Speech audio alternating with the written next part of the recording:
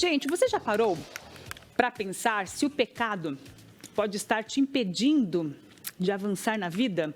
No programa de hoje, o neuroterapeuta Alessandro Martins, nossas crenças e comportamentos, que podem ser obstáculos na nossa jornada. Alessandro Martins, boa tarde, seja muito bem-vindo aqui no nosso Vitrine Revista. Boa tarde, Maica. Obrigado por me receber e estar Sempre aqui com uma delícia. Véspera de feriado, vai viajar? Vou nada. Vai ficar por aqui. Então, quem quiser procurar o Alessandro para fazer uma consulta, dá tempo.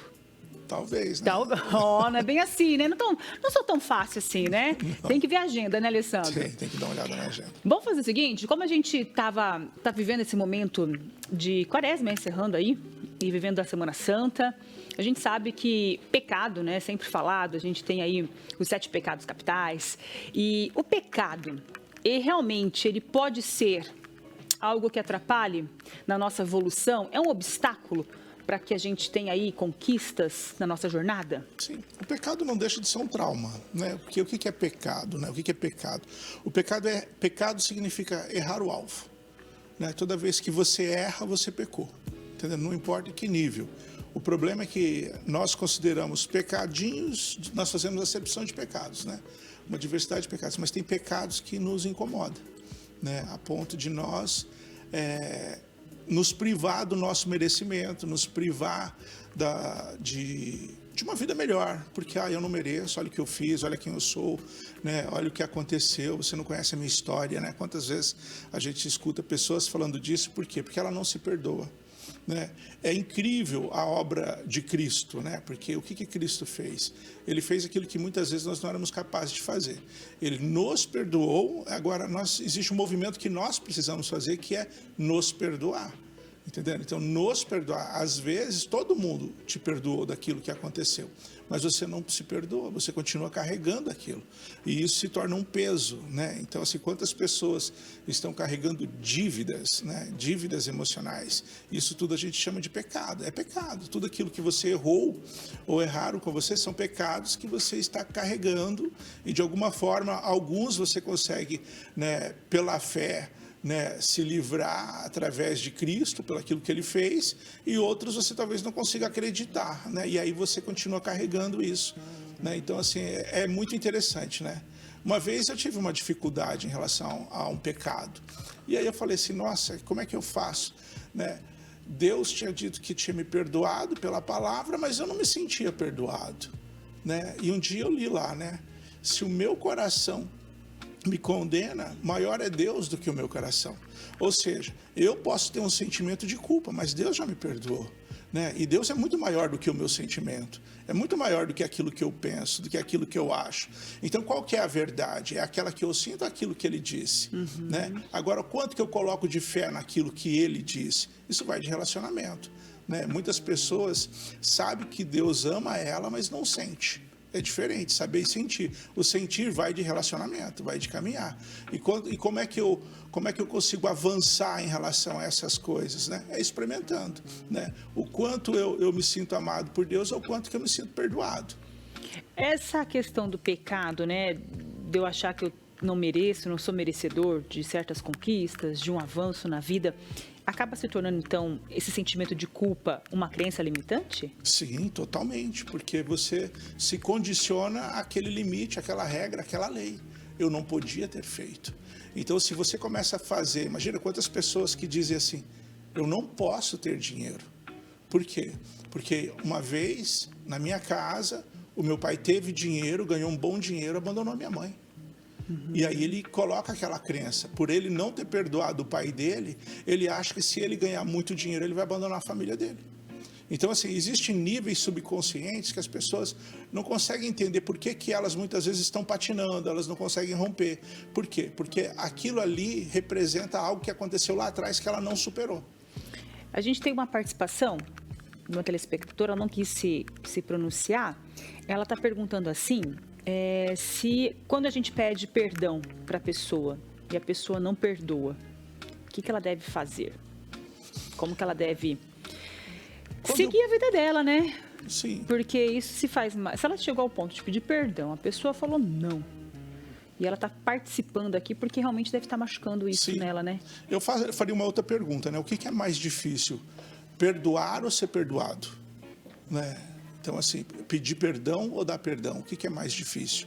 Né? O mais difícil é pedir perdão. Né? O perdão você escolhe. Isso ela já fez, né? Ela foi pedir perdão. Olha Sim. só, já elimina, né? Já elimina tudo. Porque, 50% aí dessa porque, culpa. assim, você já se perdoou, você já se reconheceu e você faz o movimento de ir até o outro e dizer, assumindo, né, toda a sua dívida, né?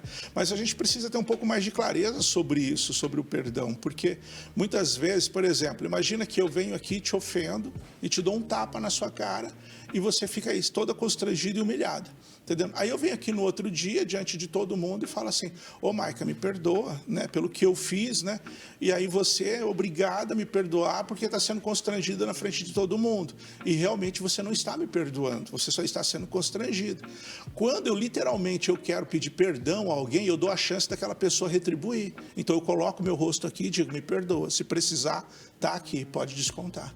Então, quando eu dou o direito do outro a retribuir, não que o outro irá fazer, pode fazer, é direito dele ou não. Não perdoa ela. Entendendo? Mas o fato é você entregar, é você pedir e entregar o perdão. Você reconhece. Então, a tua parte você fez. Fez. Você dorme tranquilo. A pessoa que não perdoa, é ela que tem o mais prejuízo.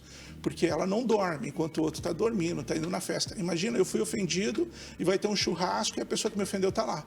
Né? A pessoa está tranquila e eu não vou no churrasco porque... Por conta da outra pessoa. E foi ela que está errada e eu que sou privado. Olha só que coisa, não faz sentido. Não perdoar não faz sentido.